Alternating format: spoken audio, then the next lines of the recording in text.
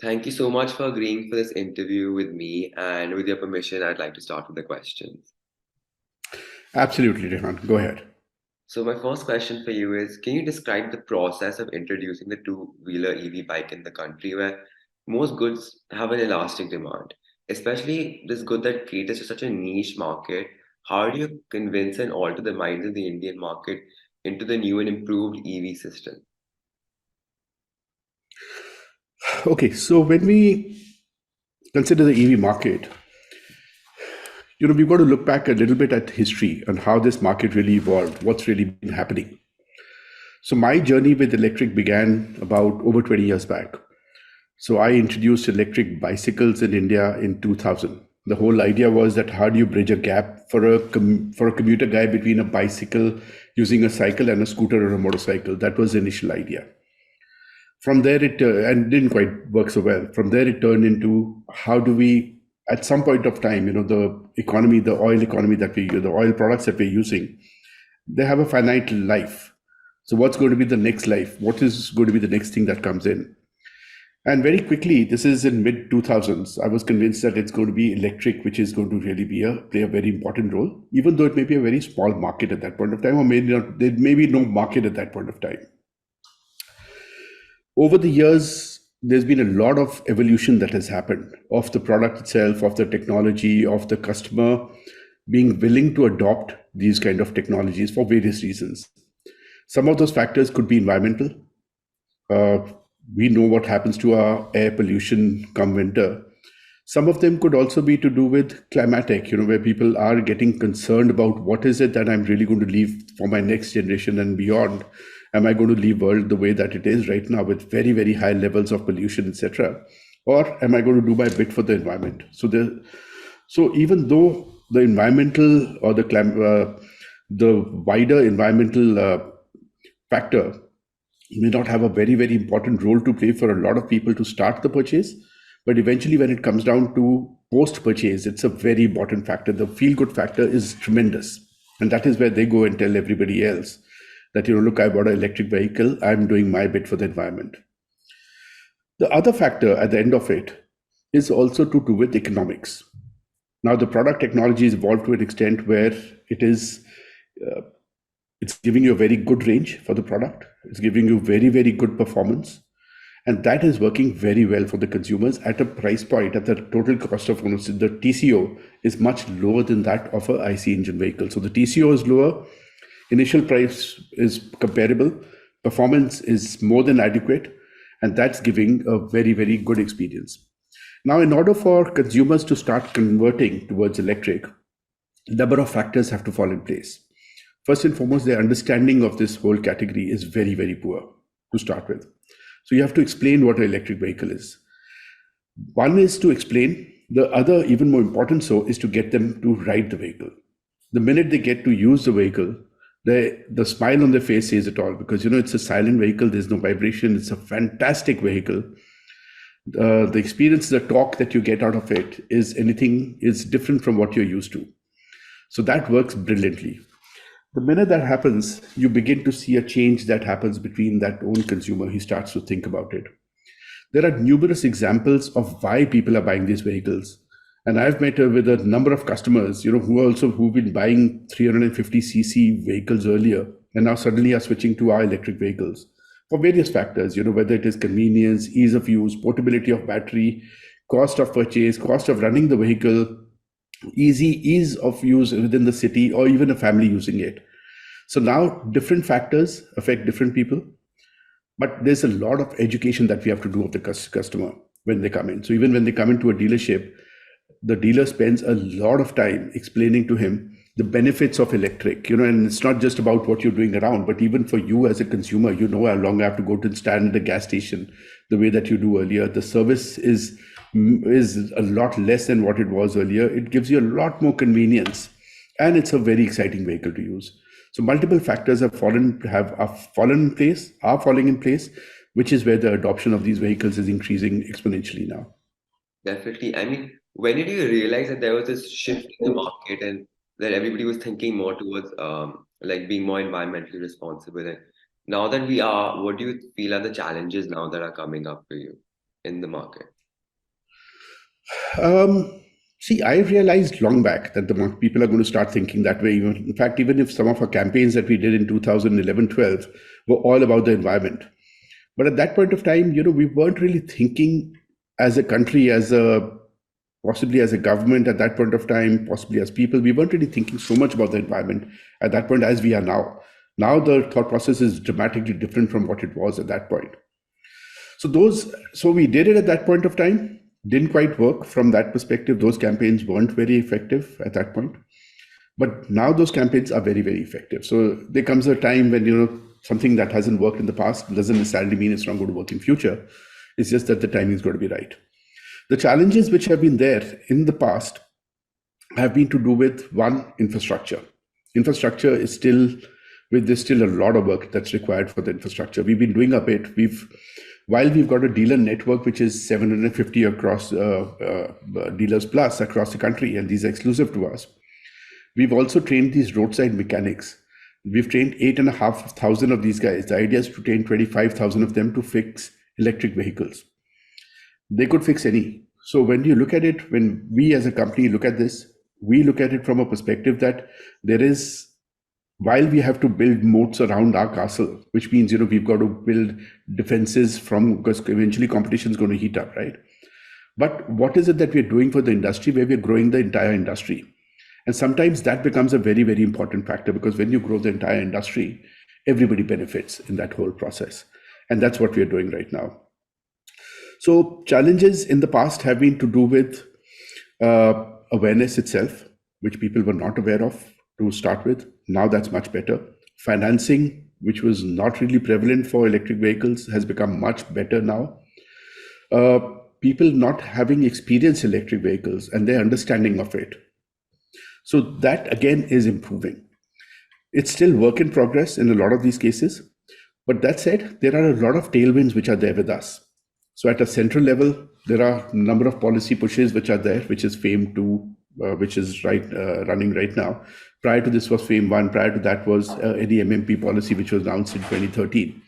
So a number of these factors which have fallen in place or are falling in place.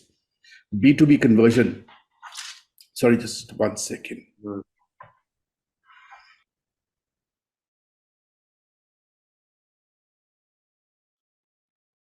Sorry about that. So definitely, I think the government aims that have been adopted recently, like sustainable development, still existed like 20 years ago, but I think the awareness of that has increased so much today. So my next question for you was that Indian automobiles have seen good acceptability in markets abroad. What are your plans for maybe going abroad, taking your venture abroad? Do you feel the Indian market is more than enough for you with good profit margins? No. So Indian market, while it's an important market for us, that's not how we think that that's the end all. There is a market out there. I've already been there actually. It's not something which thing. So we had a full-fledged operation in Europe. So I had a full office in London. I had a design center in a piano factory in Berlin. I had a full service center in Berkeley in California. I had a company in Australia. All of that. I mean, it's all there. But we possibly went into those international markets too early. This was in 2010, 2011, when the market was still evolving at that point.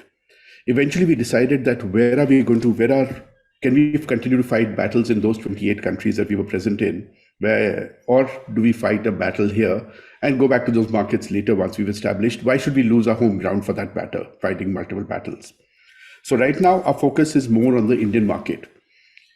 All those markets have kind of just tapered down for us for now. That said, I have a full team which looks after international markets. So we are again reseeding the markets in a different manner. We're working on Latin America, we are working on Asian markets, we are working on parts of European markets, we are working on parts of Africa and Middle East. So international markets are going to play a very important role for us.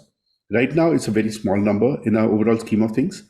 But going forward, this number is going to increase. So we will have multiple streams that are going to be running. Within India, we would have the B2C, which is there, which is we selling to the dealer and the dealer selling to the consumer. We have an online stream, which is a very, very important factor for us. The third is we have a B2B. Now, B2B is all these food deliveries, food economic, the e-commerce goods deliveries, etc. Those are again very important factor for us. So it's important enough for us to have set a separate team for them for about 6 to 7 years back, and as is international markets as well. So I've had a team running that for the past 5 years. Yeah. So international markets important, will grow eventually. Wow, I think that's amazing and that's really interesting. But one question I really wanted to ask you is that in the recent past few years, there's been a lot of competition also in the industry. How does Hero differ from the other companies which are at neck with it? So Rehan, when competition is increasing, that's a better space for me than when competition is reducing, because which means that the industry doesn't really have much to offer right now. It's a hotbed. I mean, I've got every day I get requests for people wanting to build supply chains for us or do something for us or something on those lines. And there was a time not too far back when I would go into conferences and say that, you guys all talk about getting into electric, but that's all noise. You guys really need to get your act together because you're going to miss the bus otherwise. In some cases, the companies that were there, they understood what I was saying at that point of time. They did start investing heavily into it, and they are being winners right now. And in a number of other cases, they didn't really, they were just waiting for the market to evolve further before they did anything. And they're suffering right now in some of these cases. So the point is that competition is going to increase. There's no two ways about it. This market is going to evolve. This market is going to be big enough for a number of players to be in the market. It's not a one player market at all. It's not going to be a one player market, but it's not going to be a 100-player market either. It's not going to be that fragmented. So it's one thing to be able to sell a few hundred or a few thousand vehicles, but the minute you go into hundreds and thousands of vehicles, it's a very, very different ballgame out there. The processes, controls, etc., required a very different. The supply chains required a very different. What differentiates us from the other companies is first and foremost, the experience itself. I've got a solid team on the ground which understands electric like no other. This is possibly the most experienced electric vehicle team in the country. I would say even at a global level, it's a very, very robust team. Been with me for a long time. My dealer network has been with me for over 10 years now, 15 years in a lot of cases. We're expanding that. My brand is an extremely strong one. I don't have to explain what a hero means to most of the customers. Anybody this thing in the market would have ridden one of our products at some point of time, whether it's a bicycle or a motorcycle or whatever be the case, and now electric. So again, extremely robust from that perspective. That ecosystem that we're building around, the PGOs, what I was telling you about, 8,500 of these guys trained up. I've already installed 4,500 charging stations. We're going to install more. We're partnering with companies to install 20,000 in the next year and a half. So we're creating that entire ecosystem.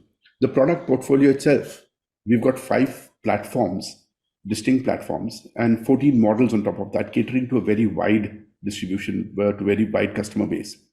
I've already got 5.5 lakh customers on the ground. Now, these people, because of the exceptional service that we've been providing them, are coming back for the second and third and fourth purchases and the referral sales. So right now, the momentum has picked up to an extent where the demand is more than what we are able to supply. We have a waiting list. So it's not just one factor which differentiates us. While there's a lot of work that we do to talk about, growing the entire industry, at the same time, there are a number of factors we take into account to keep us ahead of the curve as we go along. Definitely. I mean, at least for me, whenever I hear EV or scooters, I just associate it with Hero. So for me at least, definitely Hero's been in the lead from the other companies for very long. So, yeah. And this is my next question for you is, I've seen, according to my research, you're a wildlife and photography enthusiast. What has been your best shot ever taken? And do you think photography in some way kind of affects your way of thinking or the way you make business decisions? I love photography, so while I enjoy wildlife for the sake, to understand that whole nuance of the wildlife, because that's an ecosystem which works in parallel to the way that we guys think and everything. And there's a lot of commonalities that happen. So I'm very fascinated by the wildlife photography, but that's not really my main genre of photography. Mine is about people. So street. So Mm. I love being on the street and taking pictures on the street randomly. In a lot of cases, people know about it, but in some cases, people don't even know about it. And I've got some fantastic pictures of people when they're not even aware that I was taking their picture at that point of time. Obviously, you have to be careful about, in terms of privacy, etc., all of those factors. Now, I've got way too many pictures which are very dear to me, but I'll tell you one of them which is constant. I mean, it brings a different sense of emotion when I think about it. And this is a picture which I took in 2013 in New York on Brooklyn Bridge. And it was nighttime, so it probably must have been about 11:30 or somewhere thereabout. So it was already dark, well into darkness thing. And there was this couple standing on the bridge. And I didn't know where they were from, I didn't know anything. And I was shooting that time probably about 18 hours a day, or maybe 20 hours a day. I was learning from this guy called Jay Massell, who's one of world's top photographers and in New York. And I was going, and while learning from him, I would shoot till maybe midnight or even thereafter. And in the morning, start shooting again at 4, 5 o'clock in the morning, and then go and defend your pictures to Jay. Because he was a 91-year-old guy who was one of the doyens of the photography community. And so this particular picture, I took a picture of this couple, and they said, so I asked them then, let me take your pictures. And I took some of the pictures. And generally, what I do is when I take the pictures, I take their email addresses and names, and I've made it a habit to send the pictures back to those people. It may take me a while to do that because of my load, etc. So in this particular picture, this couple was from Denmark. The wife had a terminal illness, and the first time they came to New York, and I took that picture, and they told me that she was unwell, etc., all of that stuff. And the conversation finished. I came back a few months. I think it must have taken me about 2, 3 months. So I sent the picture back to that email address, and I got a mail back saying that she passed on, and this was the picture on the bedside when she passed on. So that brings a very different sense of emotion for me, because I did that, I shot that, I was there. And so, just visualizing all of it. But I've got way too many pictures, so I've gone and shot at concerts in Bruce Springsteen in New Orleans Jazz Fest. And so just way too many fond memories that I have, including that of just 2 weeks back with my daughter in Ranthambore, where we got this beautiful tiger called Ganesh. And we were extremely lucky to get some fantastic shots of this tiger. Wow. So I thoroughly enjoy photography. It's a great stress buster for me. I have millions of pictures which are still unprocessed, which at some point I will have to process when I have the time. But whenever it gets, the way I look at photography, and it's meditative for me, the way I look at photography is, and I, kind of use that within my work as well. Sometimes you look at it from a perspective of a zoom lens. At times, you've got to really zoom in, because if you're far from the object, you've got to zoom in and look close up. But at times, you've got to zoom back out and look at the bigger picture. And that's what I try and do with my work life, and that's worked brilliantly for me. A lot of times, you need to step back and let things happen on their own and not get involved into every small step, everything small thing, and let it affect you. So sometimes things will just fall in place, and that's the ability to zoom out as I have. Another Wow. factor is when I'm behind my lens, when I'm behind my camera, for me, it's meditative. I'm thinking of nothing else but that shot in front. So, what is meditation? In that sense, if you look at it from a spiritual angle or yoga or whichever way, it is that you're being one with yourself at that moment, right? And for me, when I'm behind the camera, no matter what part of the world I'm in, whenever I travel with at least one camera, in a lot of cases, two cameras, no matter where I'm going, whether it's a work trip or it's a holiday or whatever be the case. Even on work trips, I have walked into meetings with bankers and other formal meetings with a camera slung across my shoulder, because in the afternoon I want to go and shoot pictures. So it's a very, very important part of my life, photography. Wow, that's amazing. I mean, personally, I also love photography, so this is all music to my ears. So I love listening to you too. What genre do you like? First, I'm very amateur. I just love taking pictures of everything, just everything. Whether it's in my Then school, me and my friends traveling, I just love taking pictures of it and photography. fantastic. Yeah. So then at some point of time, you should go to Old Delhi with us. Mm. If you've never done that, that's beautiful. I mean, the colors that you see there and just the vibrancy of that whole part of Delhi near the Jama Masjid, this thing. So at some point, whenever we are going next, you should accompany us. We would love to take you with us. I would definitely take you up on that offer next time. Done. So my last Done. and final question for you is, what is your number one tip for youngsters like me who wish to be entrepreneurs when they grow up? See, a very important factor is, again, what I was talking about in the photography part of it. There are times when you have to drill in, and there are times when you have to really focus out, when you have to step back from the thing. Yeah, If you're convinced on a certain factor, if you're convinced on a certain model, if you're convinced on anything that you want to do, whether it's a business model or whether it's a idea that you've got or anything, and provided it makes sense for anybody, don't be afraid of making mistakes. Don't be afraid of failures, because that's the way that you're going to learn. Failures will give you course correction. The ability, what is very important is, one, a very strong conviction from your side on what you're going to do. And the second is, once you're convinced, having a long term view on it. And the third is not getting phased by all of these small things that happen. I've faced so many failures, I've faced so many headwinds in the sector that I am in.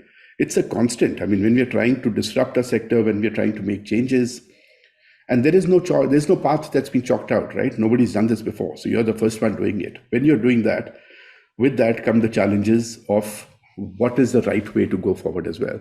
As long as you know the end goal where you want to be, the path could be a crooked one. The fundamental point is that path correction very quickly, and be able to look back and be able to work in a way that you can change so don't get so rigid. Basically, it's flexibility. And then beyond that, it is your ability to take people along. So if you're convinced, you're able to convince your other team members, etc. So when I set up my business, it was difficult for me to find people to come and work for us. Nobody understood electric at that point, but yet they were convinced with my story. A few years later, when I would talk to them in a town hall and say that, I'll give you an anecdote as well. So I asked these guys, I said, what do your families think about you working in Hero Electric? And one of the guys said, so I have not told them I work in Hero Electric. I've just told them I work in Hero. I said, why not? He said, so they won't understand. This is about 7-8 years back. Okay.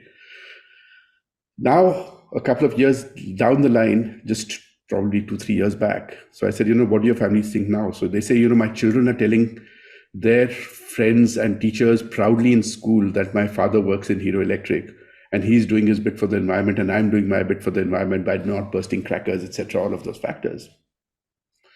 So you've got to convince them. And for that, you've got to be convinced.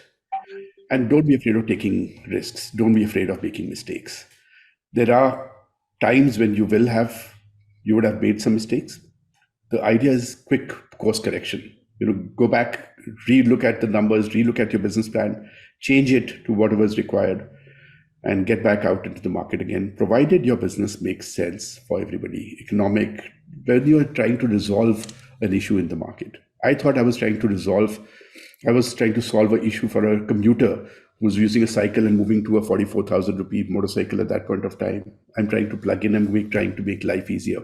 So from my perspective, it wasn't just about what I'm going to make out of it, the money that I'm going to make out of it, or anything that sort. It was, I'm trying to resolve a problem. Everything else will fall in place.